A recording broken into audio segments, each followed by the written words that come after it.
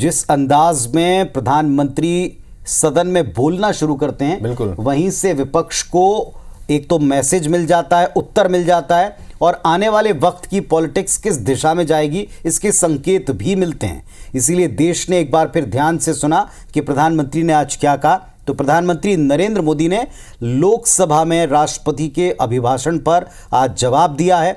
इस दौरान विपक्ष, गठबंधन और विरोधी नेताओं पर चुन चुनकर वार किए। बिल्कुल पुनीत जी, और विपक्ष के विजन से लेकर वंशवाद और सोच पर सवाल उठाते हुए पीएम मोदी ने गारंटी दी कि तीसरे टर्म में बड़े फैसले होंगे और भारत तीसरी सबसे बड़ी अर्थव्यवस्था वाला विकसित देश बनेगा। क्या कुछ उन्होंने कहा है, जरा विस्तार से देखिए।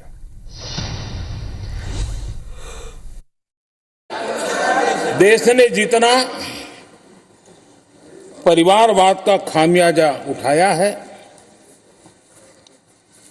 और उसका खामियाजा खुद कांग्रेस ने भी उठाया है। कांग्रेस को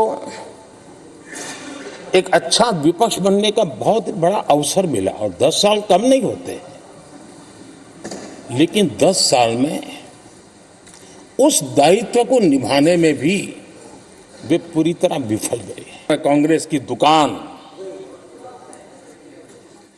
ताला लगने की नौबत आ गई है। अरे दुकान हम नहीं कह रहे, आप लोग कह रहे हैं। आप लोग कहते हैं दुकान खोलिए, सब जगह पे बोलते हैं, दुकान को ताला लगने की बात आई। नेहरू जी की भारतीयों के प्रति सोच थी कि भारतीय आलसी है।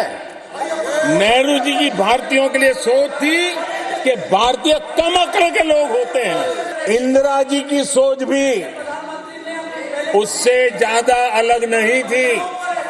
80 लाख पक्के मकान शहरी गरीबों के लिए बने।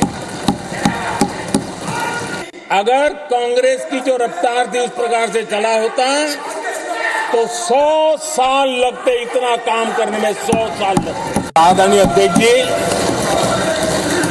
अब हमारी सरकार का तीसरा कार्यकाल भी बहुत दूर नहीं है और अब की बार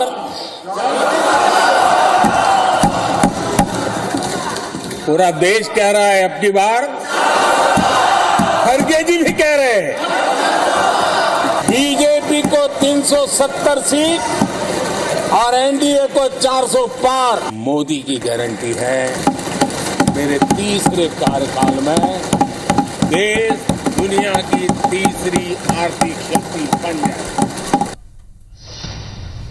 तो मोदी की गारंटी का चर्चा पूरी दुनिया में है, देश में ही नहीं। ये बात पहले भी प्रधानमंत्री जी कह चुके हैं और अब की बार 400 पार का नारा भी लगवा दिया, साथ में 370 का जिक्र करते हुए एक संकेत भी दे दिया।